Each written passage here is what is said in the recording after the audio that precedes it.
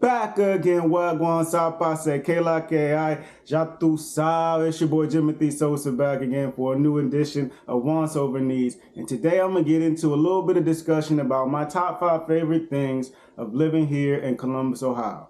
So for those of you who don't know or do know, just a reminder, I've been in PR the last 5 years. That's where y'all know me from. That's where my content came from. But I was moved for work to Columbus, Ohio about a year and a half ago. And so I've had about a year and a half here now. So I'm a little bit used to it. I'm starting to feel like I could give y'all the ins and the outs. I can give y'all some little bit of expertise. I won't just be talking out of my, you know what I mean? So with that, let's go ahead and get into it. Today I want to talk about those top 5 things about living here. Then we'll have a video on my top 5 worst things. I'm still thinking of those. So stay tuned. Make sure to like, comment, share, subscribe, all that good stuff. Thank you, Jim. Numero uno is that Columbus is definitely a lot more diverse than I expected it to be. I thought I was coming out to like 80% white, like we was going back to Portland, but no, definitely way more diversity than I expected. And the type of diversity is more than I expected. There's a lot of more like East Africans, Somalis. I don't think there's a lot of Ethiopians, but a lot of Somalis, Eritrea. I done seen somebody from out there. So they have that diversity. Then they had a lot of Greeks and Arabs as well. So there's a lot more of that diversity than I expected. And there are Latinos. I've met a few like Hondurans out here, which was a little bit of surprise. I don't know who got the memo about coming up to Ohio for that, but yeah, there's a good amount of black people. What's up, shorties? That's us. We here. And then of course there's a lot of white people, but it's definitely more diverse than I expected. It's probably like 60% maybe white, maybe 55, and then the rest is all split up between other types of people. So you might not expect that, especially the rep that Ohio gets like on the internet, being mad white and like country and churchy. They definitely do have a big church culture here, which I think is actually probably good.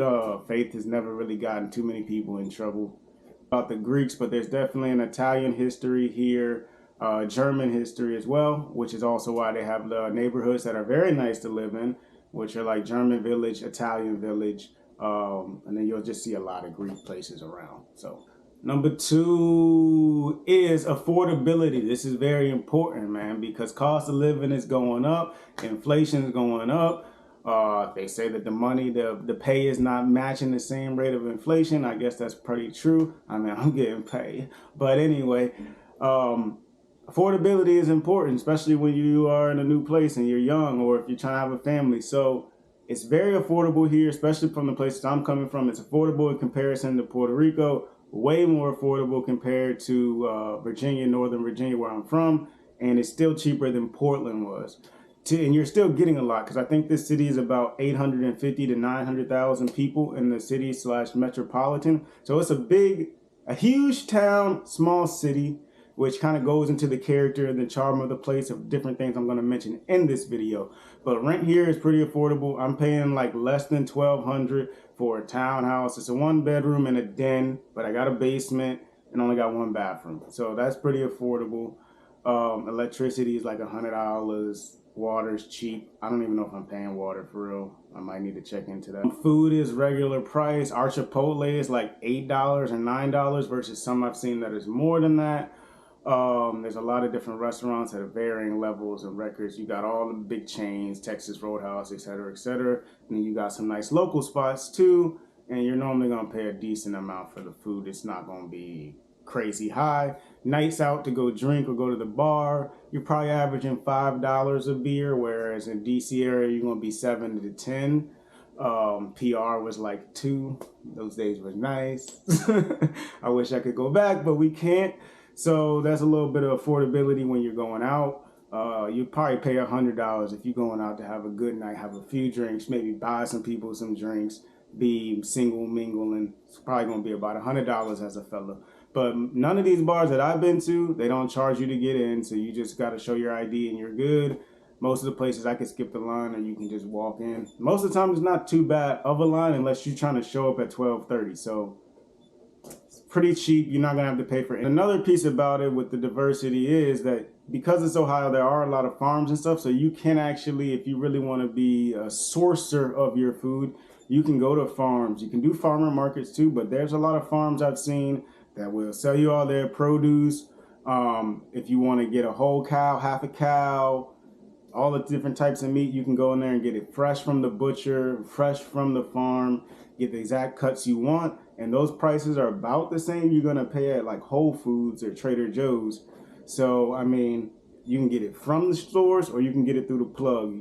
You figure out which one works for you. Just schedule it in advance, like call them and be like, all right, I'm going to get like 15 steaks and all the other stuff you might want. They'll have the order ready for you. You just go pick it up maybe once every other week or something like that. I mean, this is just me freestyling, but it sounds good, don't it? You know what I mean? Number 3 would definitely have to be the people. The people here are super down to earth, super friendly, not bougie. The girls look nice and they got that Midwestern vibe and feel, so it's nice and homey. It kind of reminds me of being back in the DMV area where it's like, in Virginia, we're a little bit more wholesome. It still gives you a little bit of the Southern hospitality vibes. People are definitely willing to talk, and it's easy to strike up a conversation at the bar or out. There's a lot of social clubs and stuff like that. So if you are someone that likes to do those things, you're easily going to find someone that will, have the same interest as you, and y'all can strike up a conversation. I met a whole bunch of different types of people since I've been out here. If you are into sports, you're gonna love it here. It's a big sports town. Everybody loves sports. I think we have all the sports between either Columbus or Cleveland and Cincinnati. So you got multiple cities that you can go to for sports. So I have been trying to find a place that does like adult co-ed leagues for soccer, indoor soccer, or basketball, anything like that. I haven't found it yet, and it's surprisingly harder than I would think. So I think I just need to ask somebody around town. So I'll get back to y'all with that one. So I touched on this one a little bit before. It's the nightlife and things to do. I have found it very easy to find people to make friends with, to strike up conversations, go out and do different activities with. It's been very easy to find people. That's why I said the people is like a number 3. But there are good options here also for what you're getting. You're not getting a New York, DC. You're getting a big town, and there's a lot of nightlife options for the various different age groups and vibes that you might be looking for. So where you would really want to be going out, you're going to go out to the short north most likely, or you're going to go to probably like Grandview. There's a couple places downtown that are all right, so you might do that. But short north is basically a strip, high street, and that's where you're going to get all the bars and restaurants, the arts district, and it's right by like the Italian village. So remember that diversity I told y'all about.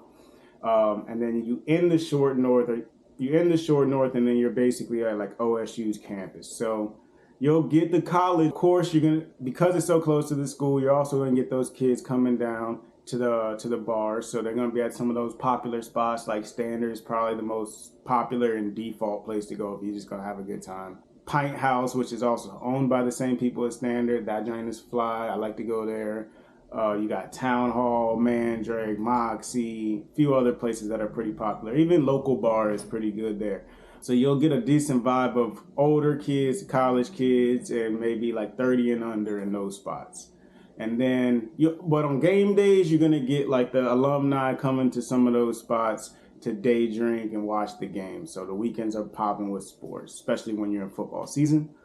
But then if you go to Grandview, you get a little bit more of that grown and sexy vibe where you're like 30 and older, nicer restaurants, more loungy type of stuff. Like you're going to go to this restaurant and chill and talk and then mosey around. There might be music, better food. So those are kind of the 2 spots that you get. Downtown is just kind of like a weird assortment of stuff. It don't really have much cohesion in terms of the places to go. So probably that's why people don't congregate there that much. But there's a lot of good brunch places there, a lot of good restaurants.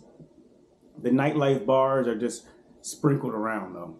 So piggybacking off of that big town, small city thing, Columbus is a big enough town that most of your favorite artists and concerts and performers are going to come through. Like I've seen Dave Chappelle here already. I think Beyonce was here. Maybe she wasn't. Don't hold me to that one. But Travis Scott was here this week. I saw Chris Brown here. Lil Baby's been here. Drake and J. Cole are coming. So you're going to be able to see those big artists too if you want. And if they're not here, they're within 2 hours because they're probably going to go to Cleveland if they're not going to come here. Into stuff like more low key, like artsy stuff. They do have fashion shows here. I knew a homegirl out here. She was doing modeling and she was having those shows. There were a lot of local ones. They do have comedy and improv. I got a good friend who just did 5 minutes open mic stand up last weekend. So there's clubs right around here. If you want to get into those type of things, you have the opportunity there. There are places, there is a community for that and for you. So outside of bars, we've got a Funny Bone, so you can go to comedy shows. I've seen Michael Blackson, Akash Singh, and I keep my eyes peeled for whoever else might be coming. So you can do those type of things. They got Latin bars and clubs. The gay nightlife scene is out there. They got their spots as well. So if you are in that group or you just like to go to those parties, they exist. There's a nice little nook and cranny of Afrobeat, hookahs type of spots, a little bit more of that black loungy vibe, like Noir. You can go to those spots and they normally got a good vibe and a good little crew out there. So you can, there's a little bit of that for everybody, and that's also just that type of nightlife. Of course, if you like sports, there's activities like that. We've got Cleveland, so that's NBA basketball up there.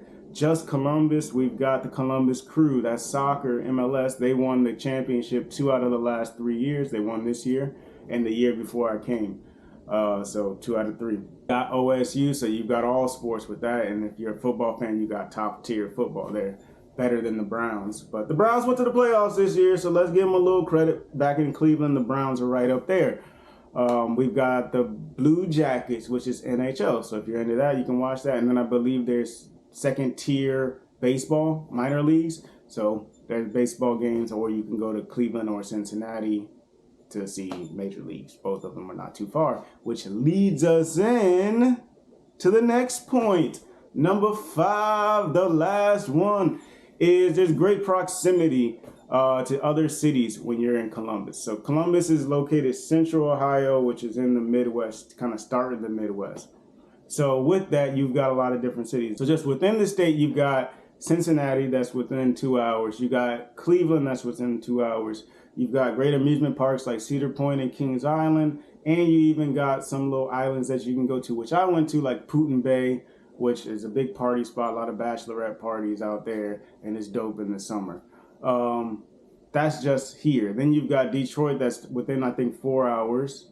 If you go 5 hours, you got Chicago, Nashville. You could be back in close to Virginia. You definitely be in Philly and Pennsylvania. It's like Pittsburgh. I think you can hit Toronto in about 5 hours. So you got a lot of options right there if you're just willing to drive. I don't like to drive past 3 hours, so I haven't done that. I'm getting in a plane after that fact, but great options for travel within, take little road trips to see what else is around. You got Indianapolis too. I forgot about that one. So that's probably like 3-4 hours. So a lot of options there, you know. Yeah, guys, this is my first year and a half or so here in Columbus. These are my takeaways of my favorite things about living here. Like I said, I'm going to have a video coming up with my top 5 or bottom 5 worst things about living here in Columbus. And then I'll try to give you guys some more insight of like where to look for housing and things like that, or whatever y'all come up with. Y'all let me know what y'all want to see about Columbus and I'll give it to you.